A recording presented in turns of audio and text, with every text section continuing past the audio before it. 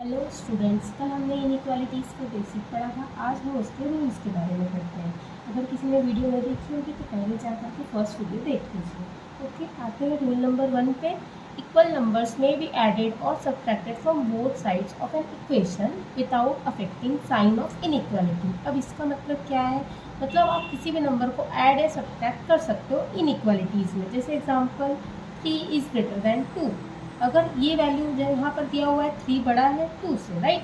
तो यहाँ पर अगर हम कोई भी वैल्यू ऐड या सब्ट्रैक्ट करते हैं फिर भी 3 मतलब ये साइड ही बड़ी आएगी। जैसे एग्जांपल यहाँ +2 दोनों तरफ ऐड किया है तो यहाँ आया 5 और यहाँ आया 4, तो 5 ग्रेटर है 4 से, राइट? ऐसे एक और एग्जाम्पल दिया है। ऐसे एग्जाम्पल आप और भी इसमें कर सकते हैं जहाँ पर वेरिएबल्स भी हो। यहाँ पर देखिए 2x² + 1 is greater than 2x, तो मैं कोई भी वैल्यू x की पुट करूँगी तो ये वैल्यू बड़ी आएगी, है ना? आते हैं रूल नंबर 2 पे। Both sides of an inequality can be multiplied or divided by same positive number, right? देखते एग्जाम्पल -8 इज लेस देन -4। अब यहाँ पे क्या बताया है? पॉजिटिव नंबर से डिवाइड या मल्टीप्लाई कर सकते हैं, या पॉजिटिव नंबर बोला है, मतलब इसका ध्यान दे दीजिएगा इस बात पे। तो यहाँ -8 मल्टीप्लाइड बाय, अगर मैंने पॉजिटिव 2 से किया तो यहाँ कितना आएगा? -16, यहाँ आएगा -8, राइट? तो ये -16 भी लेसर है -8 से, और क्वेश्चन में भी -8 जो था वो लेसर था -4 से। Okay, rule number 3, when both sides are multiplied or divided by a negative number then sign reversed। यहाँ पे बताया अगर उससे निगेटिव नंबर से मल्टीप्लाई या डिवाइड करते हैं तो हमें साइन को रिवर्स कर देना है। बट ये रूल एडिशन या सब्सट्रैक्शन में अप्लाई नहीं होता है, हमें ध्यान देना है बस मल्टीप्लाई और डिवीजन में। जैसे एग्जांपल है -8 इज लेस देन -7, है ना? तो यहाँ पर अगर मैंने -2 से बोथ साइड मल्टीप्लाई किया तो ये वैल्यू पॉजिटिव हो जाएगी, और 8 2 16 ये बड़ा हो जाएगा 14 से। इसलिए अगर हम ये लेजर की साइन रखते हैं तो फिर तो रॉन्ग हो जाएगा, क्योंकि 16 जो है वो बिगर वैल्यू है, इसलिए हम ग्रेटर देन की साइन ले लेंगे। ओके, अब देखते हैं ऐसे एक और नेक्स्ट एग्जांपल लिया है मैंने, ये आप देख लीजिए। हमें याद रखना है कि साइन को इंटरचेंज करना है। अब ये सारे रूल्स हमने जान लिए, सारे बेसिक्स जान लिए। अब करते हैं कुछ क्वेश्चंस। एक्सरसाइज 6.1 का क्वेश्चन है एनसीईआरटी का। देखिए यहाँ क्वेश्चन दिया है, solve 3x + 8 is greater then 2 when. यहाँ दो कंडीशंस दी हैं, x is an integer and x is a real number. सबसे पहले ये करने से पहले हम इसका सॉल्यूशन निकाल लेते हैं, मतलब x की वैल्यू निकाल लेते हैं। यहाँ पर आप डायरेक्टली तो निकाल नहीं सकते, यहाँ सबसे पहले 8 जो है वो प्लस में है और ये इजीली रिमूव कर सकते हैं, तो हम यहाँ बोथ साइड माइनस कर देते हैं 8 से।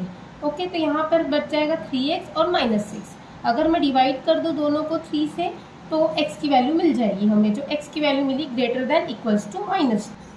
x की वैल्यू मिली थी x इज ग्रेटर देन -2, मतलब फर्स्ट कंडीशन बोला था x इज एन इंटीजर। अब वैसे इंटीजर्स होंगे जो -2 से बड़े हों, राइट? तो कौन कौन से हो सकते हैं? -1 0 1 2 to infinity. Okay, second condition कहा था रियल नंबर।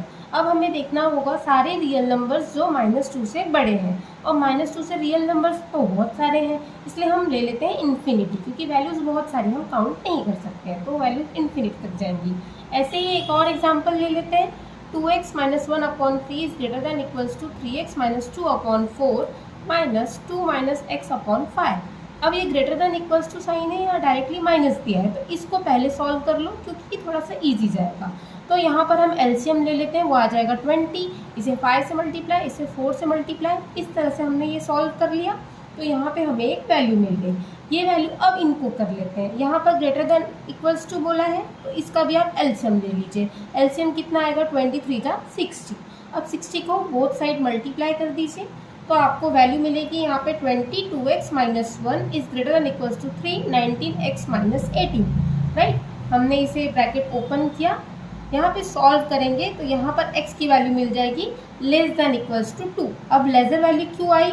मैंने बताया था आपको कि ये ग्रेटर देन इक्वल्स टू बोला है, पर हम साइन रिमूव कर रहे हैं तो इंटरचेंज कर देंगे। डायरेक्टली इंटरचेंज नहीं होता है, यहाँ पर जो है हमने किया है मल्टीप्लाई बाय -1, और कभी भी मल्टीप्लाई करते हैं -1 से तो रूल नंबर 3 के हिसाब से मल्टीप्लाई या डिवाइड बाय -1 या माइनस नंबर साइन रिवर्स कर देनी है, तो यहाँ पर हमने साइन रिवर्स कर दिया। ओके, तो x की वैल्यू आ गई लेस देन इक्वल्स टू 2। अब लेस देन इक्वल्स टू 2 बोला है, मतलब 2 से छोटी वैल्यू और 2 के इक्वल। अब मैंने एक आपको सिखाया था सॉल्यूशन सेट, जब बहुत सारी वैल्यू हो सकती है तो उसे हम सॉल्यूशन सेट के फॉर्म में लिख सकते हैं। यहाँ पर हम लिख देंगे open bracket minus infinity to 2, यहाँ आ जाएगा क्लोज ब्रैकेट। अब इसका क्या मीनिंग है, अभी देखा था ओपन ब्रैकेट और क्लोज ब्रैकेट, इसको हम डिटेल में समझ लेते हैं। देखो इंटरवल एंड देयर रिप्रेजेंटेशंस।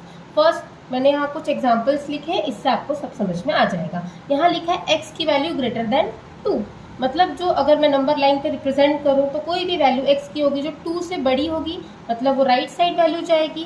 तो x belongs to 2 to infinity, वो भी ओपन ब्रैकेट। इसको हम कहते हैं ओपन ब्रैकेट और इसे कहते हैं close bracket. Okay, close bracket. तो x यहाँ पर देख लो, यहाँ पर वैल्यू कोई डेफिनाइट वैल्यू तो है नहीं, है ना ही फाइनाइट वैल्यू है, इसलिए हम इसे ओपन ब्रैकेट में रखेंगे। यहाँ देखते हैं x इज लेस देन 2, मतलब जो वैल्यू है वो लेफ्ट हैंड साइड जाएगी नंबर लाइन पे। तो x की वैल्यू लेफ्ट हैंड साइड मतलब कहाँ तक, माइनस इन्फिनिटी तक, तो वैल्यू बन जाएगी माइनस इन्फिनिटी टू 2, और ये भी ओपन ब्रैकेट में रहेगी। थर्ड एग्जाम्पल देखो, ये काफ़ी इंपॉर्टेंट है। x is less than equals to 2, मतलब क्या है, x जो है वो लेसर है, मतलब जाएगी लेफ्ट साइड, बट कहाँ से, 2 से, मतलब ये मैंने एग्जैक्ट एक वैल्यू दे दी है कि 2 से ही जाएगी। तो ये आपका क्या हो जाएगा, ये यहाँ पर जो बनेगा वो बनेगा क्लोज इंटरवल, क्योंकि जो वैल्यू बनेगी minus infinity to 2 lesser value है, तो कहाँ तक जाएगी ये आपको पहले बताना है, फिर कहाँ तक उसका एंड पॉइंट है, तो एंड पॉइंट 2 तक है, और इसको हम कहते हैं क्लोज इंटरवल। ठीक है, ऐसे एग्जाम्पल यहाँ और लिया है, 2 is less than x is less than equals to 4।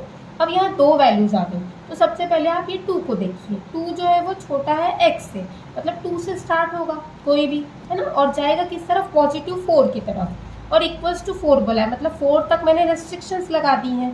तो x belongs to open bracket 2, क्योंकि ये रेस्ट्रिक्शंस यहाँ पर नहीं है, और क्लोज ब्रैकेट 4।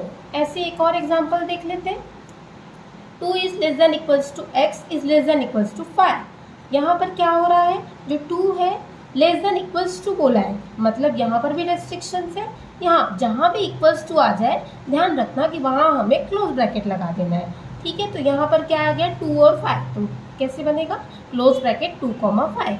ऐसे एक और एग्जाम्पल दिया है, इसे समझा देते हैं, ये ज़्यादा इंपॉर्टेंट है। 1 is less than x is less then 3 और 5 is less than x less than 9। अब दोनों वैल्यू साथ में दे दी हैं, कुछ नहीं, जैसे हमने अलग अलग किया था यहाँ मिक्स करके करना है। पहले x की वैल्यू 1 2 3 है, तो यहाँ पर ना ही इक्वल्स टू की साइन तो है नहीं, तो रेस्ट्रिक्शन तो लगी नहीं है, तो ओपन ब्रैकेट 1 2 3 यहाँ ले लेते हैं हम यूनियन, क्योंकि इन दोनों को साथ में लेके पढ़ना है, हमने सेट्स में यूनियन पढ़ा हुआ है। ठीक है, 5, 9। एक और मैं आपको होमवर्क दे देती हूँ, इसे आप सॉल्व कर लीजिएगा। -1 is less than x is less than equals to +4। Okay, इसका आंसर मुझे कमेंट सेक्शन में बताइएगा, और इन्फॉर्मेटिव वीडियोस के लिए कमेंट